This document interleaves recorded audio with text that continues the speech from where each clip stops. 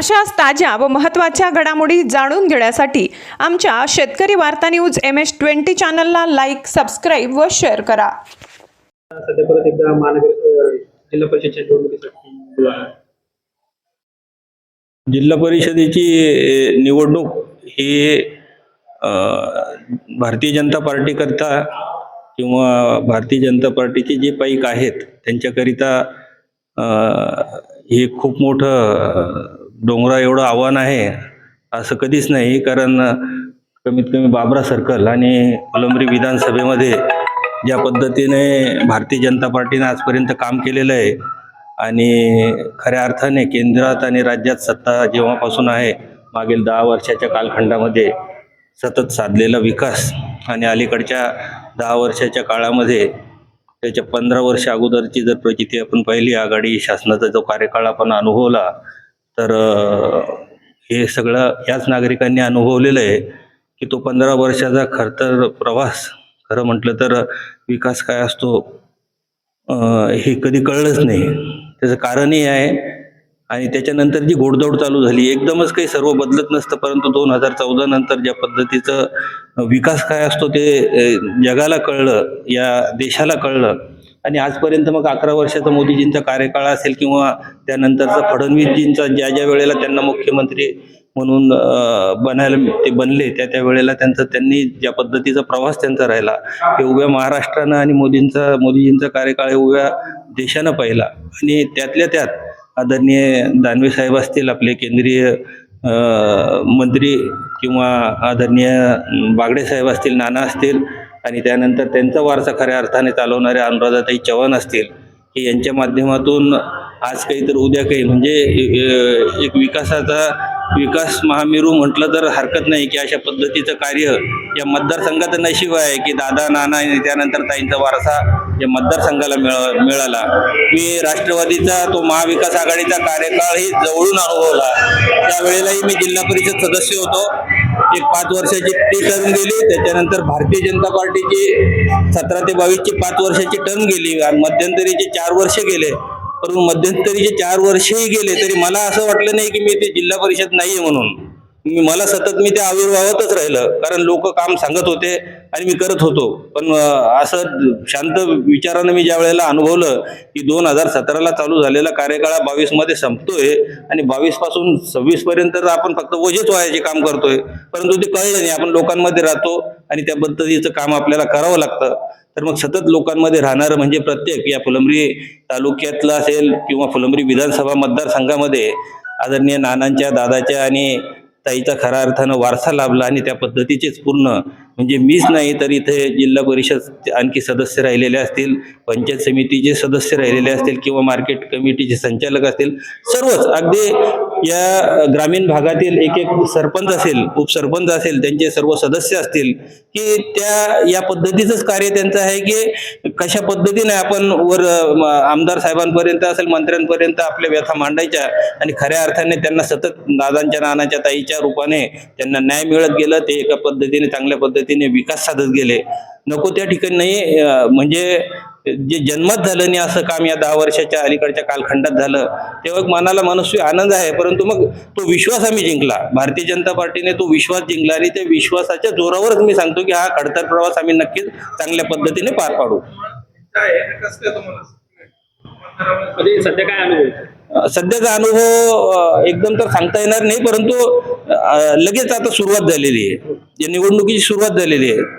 परंतु लोकांमध्ये बऱ्यापैकी या गोष्टीचं आपल्याला आपण महानगरपालिकेची निवडणूक आपण अनुभवली, त्याच्यावरून आपल्यालाही कळत असेल की मतदार कशा पद्धतीनं मतदान करतो. म्हणजे त्याला आता सांगायची गरज राहिलेली नाहीये. आपण फक्त एक आमच्या मनाच्या समाधानाकरता प्रत्येक पक्ष फक्त आपापल्या पद्धतीने ग्रामीण भागात असेल, शहरी भागात असेल की मतदान मागत असतो. परंतु मला तर असं वाटलं महानगरपालिकेच्या निवडणुकीचा निकाल ज्या पद्धतीने लागला की त्या मतदारांनी कधीच ठरवून घेतलेलं होतं की आपण मतदान कोणाला करायचं.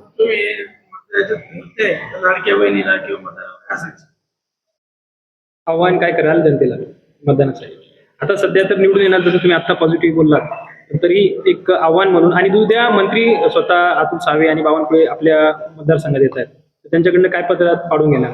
आमची व्यथा एकच राहिलेली आहे आता, म्हणजे ग्रामीण भागाचा जर प्रश्न आपल्याला खऱ्या अर्थानं उपस्थित करायचा, तर मी तर म्हणेल की आपलं आज माझी छोटीशी मुलाखत तुम्ही घेतायत, तर खऱ्या अर्थाने मी एक आमच्या नेत्यांना सुद्धा सांगू इच्छितो आणि त्या पद्धतीचं त्यांचा अजेंडा सुद्धा आहे, त्या पद्धतीचं काम सुद्धा ते करतायत. म्हणजे जनतेच्या मनात काय ते हेरतायत त्या पद्धतीने त्यांची वाटचाल चालू आहे. परंतु लहान तोंडी मोठा घास म्हणायला हरकत नाही, परंतु मला असं वाटतं, माझं स्वप्न आहे की देशामध्ये, केंद्रामध्ये असेल, राज्यामध्ये असेल, की यांनी कुठंतरी एक मोठा निधी ग्रामीण भागाकरता उपलब्ध करून दिला, किंवा मग केंद्रामधला एक निधी की जे आपण नॅशनल रोड करता, हायवे करता, त्याच्याकरता वापरतात, एक 4-6 महिन्याचा तो निधी किंवा 1 वर्षाचा तो निधी जर या महाराष्ट्राकरता किंवा या देशातल्या खडतर रस्त्याकरता, ग्रामीण भागाच्या अंतर्गत, गावांतर्गत रस्ते असतील किंवा जोड रस्ते असतील किंवा गावाला गावाशी जोडणारे रस्ते असतील, आमचा मोठा एक भूभाग, मोठा एक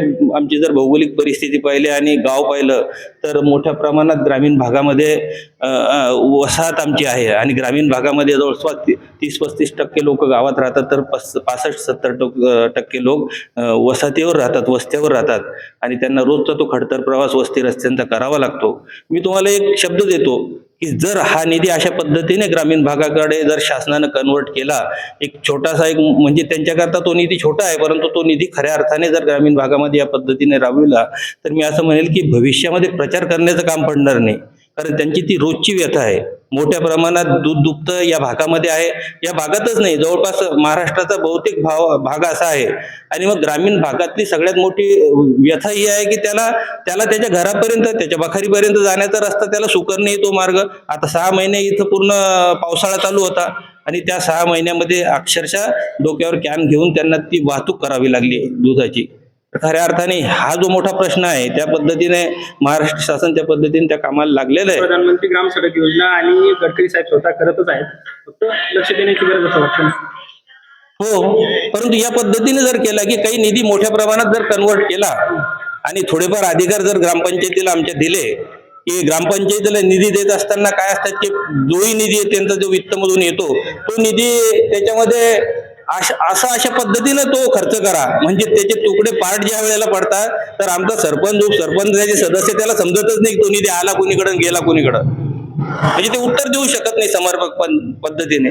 तो त्यांच्याकरता एक निधी असा जर दिला की रस्त्यांकरता वापरला गेला पाहिजे, वस्ती रस्त्यांकरता, तो अधिकाराने त्यांना तो निधी दिला गेला पाहिजे. निश्चितच आपण झाल्यानंतर काय बदल घडेल असं वाटतं? जसं तुम्ही रस्त्याचं बोललात, त्याच्यानंतर अजून काय समस्या तुम्ही दूर करायला निवडून आले? नाही, जल जीवन मिशनचा एक जो महत्वाकांक्षी प्रकल्प मोदीजींचा आहे, खऱ्या अर्थाने तिथं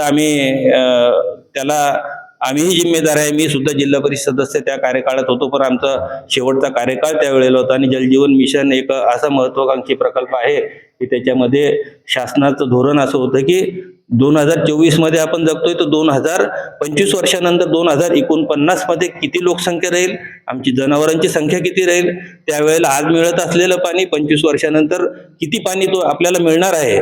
आणि ह्या ज्या सगळ्या गोष्टी आहे की त्या पद्धतीचं त्या धर्तीवर ते जलजीवन मिशन हा प्रकल्प शासनाचा होता, तो खऱ्या अर्थाने आमच्याकडून योग्य रीतीने हाताळला जात नाही, वापरला जात नाही. आजही जर शासनानं त्या पद्धतीने त्याच्याकडे जर पाहिलं की तमाम त्याच्यात काही गुत्तेदार असतील किंवा काय जे कोणी असतील त्यांना जर आपण बाजूला सारलं आणि ती योजना शासनानं हातात घेणं अत्यंत आवश्यक आहे. अजूनही वेळ गेलेली नाही, त्यामुळे जो भविष्यात जो प्रश्न आम्हाला पाण्याचा उपलब्ध होणार आहे तो थांबेल. आणि जवळपास 2-2.5 वर्षापासून ते रिवाईज करता, ग्रामपंचायती करता असलेला तो मोठा प्रश्न आहे की ते रिवाईज करता मोठमोठ्या गावातील अजूनही तो प्रश्न प्रलंबित आहे जलजीवन मिशनचा. तर शासनानं त्याकरिता एक पाऊल जर उचललं तर तो पाण्याचा जो भेडसावणारा प्रश्न आहे ग्रामीण भागामध्ये तो खऱ्या अर्थाने सुटेल. उमेदवारांना काय करा की आजपर्यंत जो साधत आलेला विकास आहे, ज्या पद्धतीने मी या मातीत जन्मलो आणि जोपर्यंत आपण या भागात आहे किंवा जोपर्यंत परमेश्वरानं आपल्याला आयुष्य दिलेलं आहे, तेव्हा एक मनस्वी प्रत्येक व्यक्तीनं ठरवलेलं असतं. तर मग या मातीचं आपल्याला काही देणं लागतं, म्हणून मग पद असो किंवा नसो, परंतु अविरतपणे आम्ही ज्या पद्धतीने विकास साधत आहे, अविरतपणे फक्त एक असतं किंवा पद असलं ते पद असणं म्हणजे काय आहे की आपल्याला पळण्याकरता एक वाट भेटते, एक रस्ता भेटतो की ज्याच्यामध्ये ज्या माध्यमातून आपण जी भूक आपल्या नागरिकांची असेल त्यांची ती भूक आपण भागवू शकतो. आणि तो अधिकार प्राप्त करण्याकरिता मी तमाम आमच्या मतदार बांधवांना विनंती करेन की आपण न चुकता, शेवटी तुमचं मतदान जर चुकीच्या पद्धतीने अयोग्य माणसाला जर गेला तर त्याच्यातून आपण किती मोठी चुकी ते करतायत याचा विचार त्यांनी केला पाहिजे. व्यक्ती किती चांगला आहे, उमेदवार किती चांगला आहे, त्याच्यापेक्षा त्याच्याजवळ जर सत्ताच नसली तर उपयोग काय? तर तो सत्तेमध्येच जर नाही, सत्तेचा कोणताही जर त्याच्या डोक्यावर हात नाही, तर मग त्याचा सदस्य बनून किंवा निवडून येऊन उपयोग काय? त्या माध्यमातून तो काय करू शकतो? जर ती ताकद आणि ती ऊर्जा जर आम्हाला त्यांनी दिली तर मी एवढं नक्कीच सांगतो की जे राहिलेल्या मूलभूत सुविधा असतील किंवा जो राहिलेला विकास असेल ते नक्कीच आम्ही आमच्या वरिष्ठांच्या माध्यमातून तो प्रश्न चांगल्या पद्धतीने आम्ही सॉल्व्ह करू. मी माझ्याबरोबर आमचे पंचायत समितीचे करता ज्यांना उमेदवारी दिलेली आहे भारतीय जनता पार्टीने, संतोषजी गाडेकर, ते उपलब्ध आहे, पण त्यांच्याशी